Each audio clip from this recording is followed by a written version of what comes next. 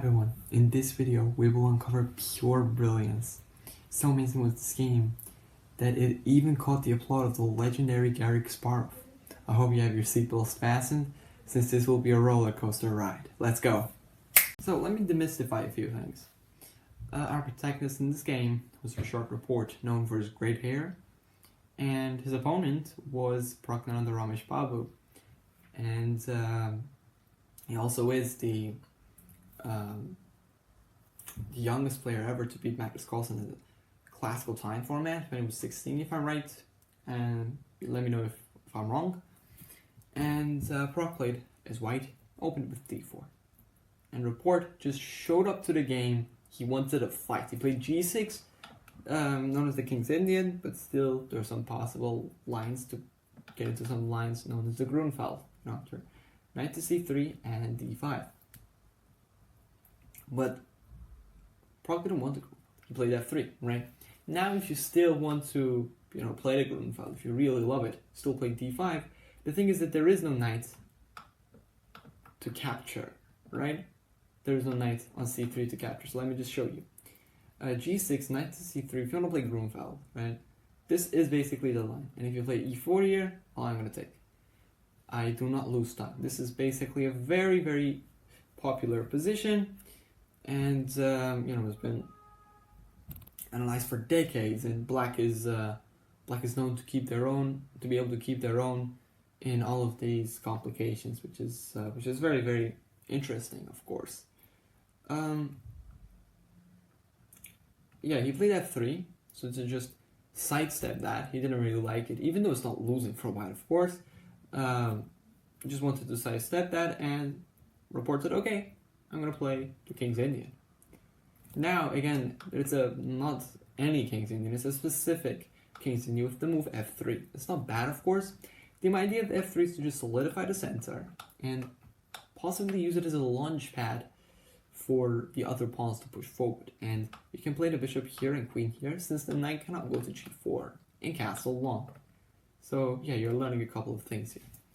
So here, Report castled, knight g to e2.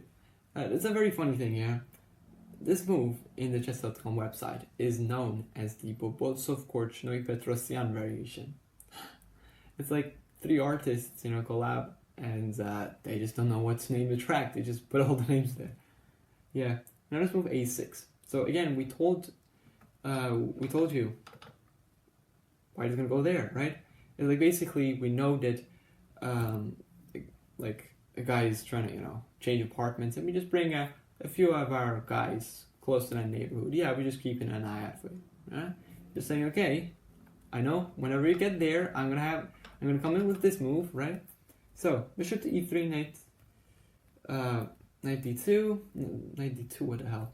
Knight d7, queen d2, and now let's move b5. So if you know basic math, you know that this pawn is basically hanging, and if you take, right, you're just simply off a pawn. But the thing is that you do lose time, right? You go here and here, and here I will just force you back as well.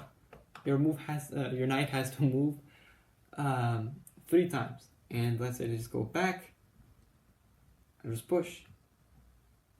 Easy, and I get a great position. And I have good ideas of maybe here, maybe here, just open the bishops, play. And these pieces are a bit cramped, the king wants to go here now, you really cannot go here. So, they did not play this. Prog did not take the pawn, instead played h4. Just trying to go h5 and open up the h file. h5, simple, right? The pawn is hanging, but if you take, I just go h5, and this is a very, very dangerous situation. For example, knight takes, you're down by 2 pawns right now, it's white, but bishop to h6, and apparently, it's not really that hard to see, white is just winning. It's not that winning though, but the ideas include like g4, opening it up, going with the queen to h6, right? It's like very simple ideas, but this is not really something you want to play for if you want to win. If you want to lose, well, play this. Feel free to do that. But yeah, he wants to win. h5. Just stop the play. It's a very good thing. It's known as the prophylactic move. right? It's a prophylactic move. It stops the idea of h5. So we just play h5 ourselves. They cannot play h5 anymore. Long castles. Now again, why can't we take? The reason is e5. We just get bulldozed in the center, and we have to just move our knight back, and then they're gonna go g4, and they're gonna just have a beautiful attack, like 98 g4. This is basically what white is looking for, and you're not really surviving this. So after long castles, again, you want to play e5? Well, no, I'm playing e5, right? So it's like the younger sibling says, "You want this toy? No, I want this toy." Really like this, and just play c5, and here you go. The center is now solid, so the stage is set for a flank attack. It's a race. Who's gonna get there quicker, right? So the knight goes to b6, increasing the pressure on the c4 pawn. We want to take it with the knight, not with the pawn, because our structure is going to be very weak here. Now we do not have much what's known as pawn breaks, right? The pawn break is basically something like e5, right? The pawn moves to somewhere where it is in direct tension and gains space. So yeah, here just proc takes it, really doesn't have that many good moves, and damages the pawn structure here. Of course, if you take on b5, I take on e2, so king b1, b4, knight b5, and here I can give you like 10 guesses this position. You would hardly be able to. I don't think you would be guessing this really. If you do well, you probably have to be arrested for cheating on chess.com. I take c5. Yeah, we just sacrifice a full knight. There is no tactical reason really, unless you want to play queen to, queen takes d5, which is wrong. We play bishop to e6, and we're gonna take on a2.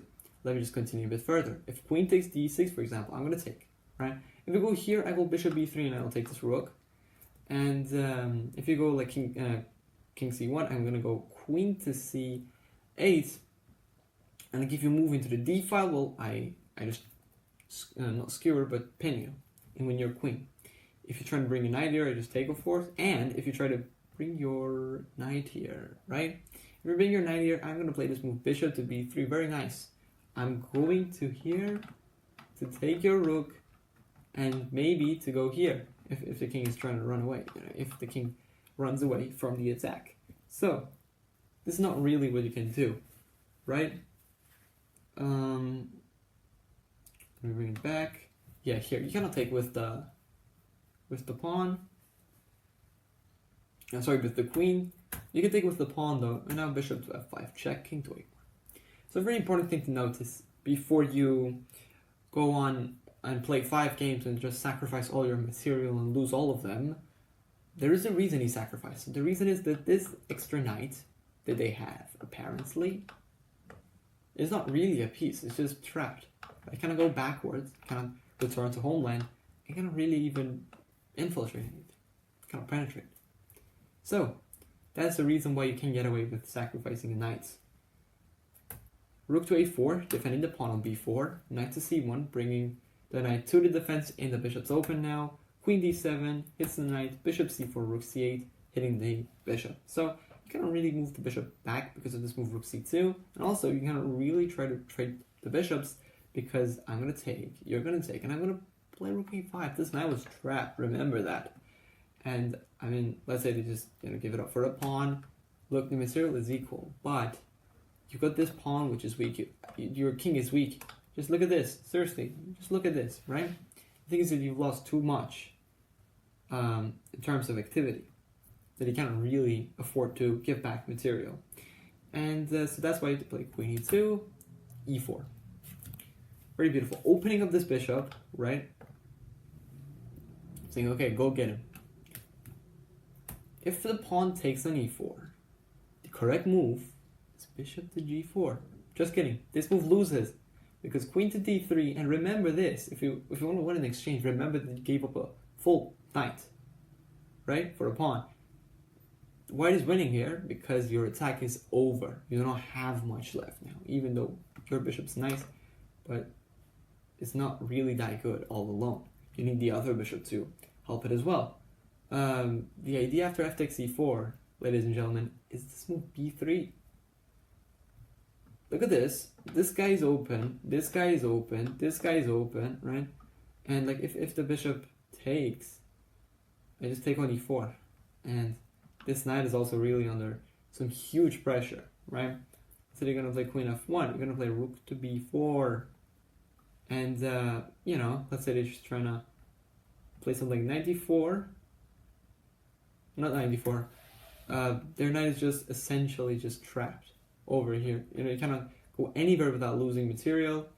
If you want to go like knight a3, well, this is still very terrible because of this beautiful move, queen to a4. Just look at this damn move.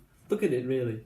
The bishop cannot really take the queen because if bishop takes on b2 checkmate. That's the power of the bishop here, basically. Yeah, that's really the reason. And here you've got so many threats to deal with, you cannot do it.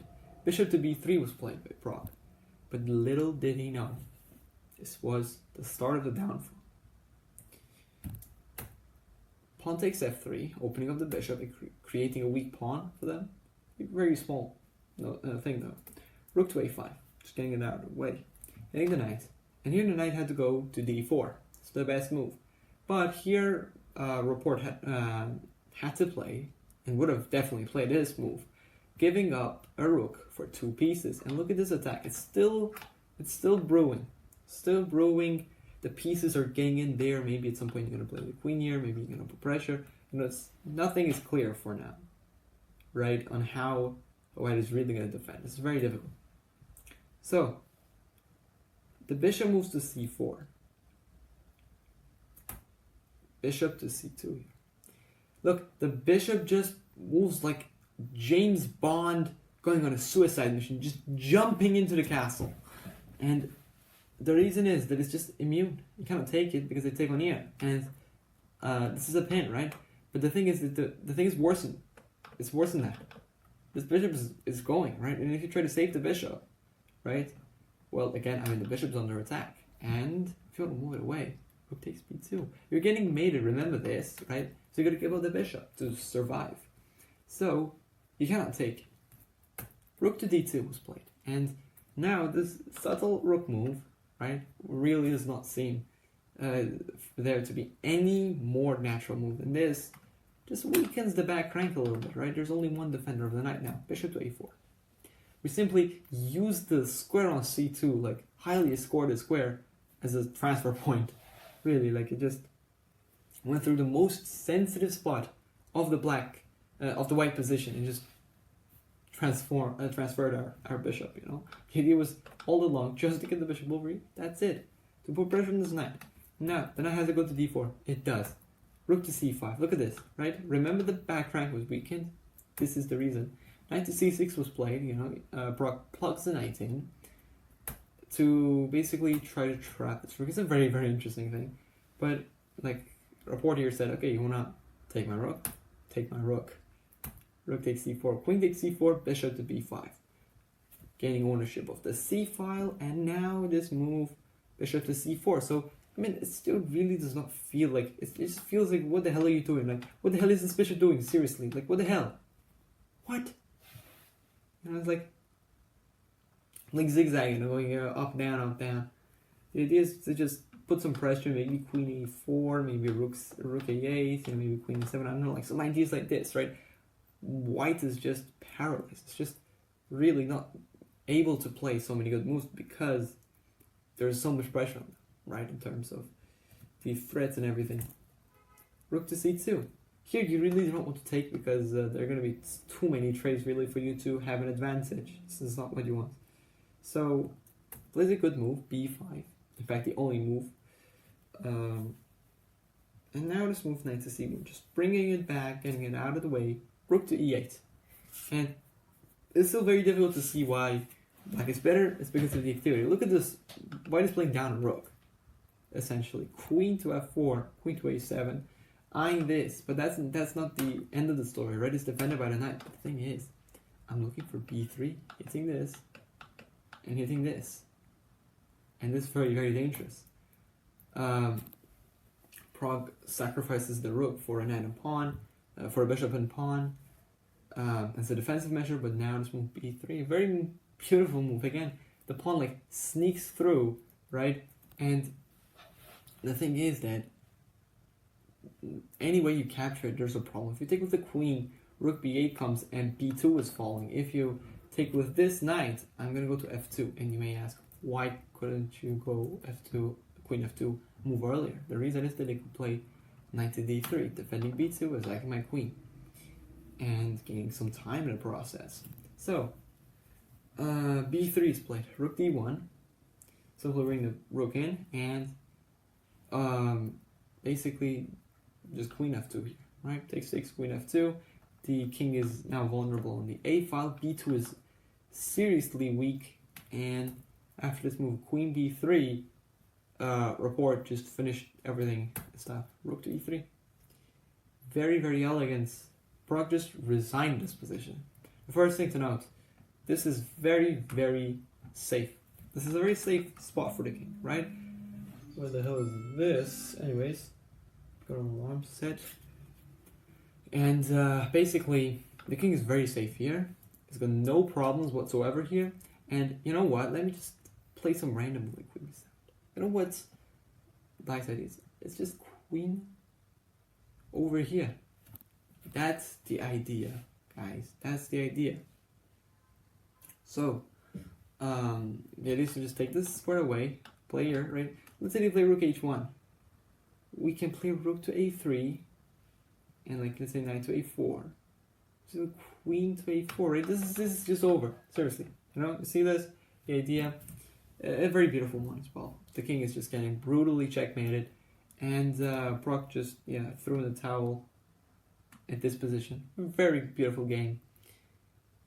Seriously, that was amazing. I hope you enjoyed it as much as I did. Thank you for watching this far. I'd also appreciate it if you like and subscribe, and perhaps share it with a friend of yours who you may think would find this helpful. And as always, thanks for your support. I'll see you in the next video. Until then, take care.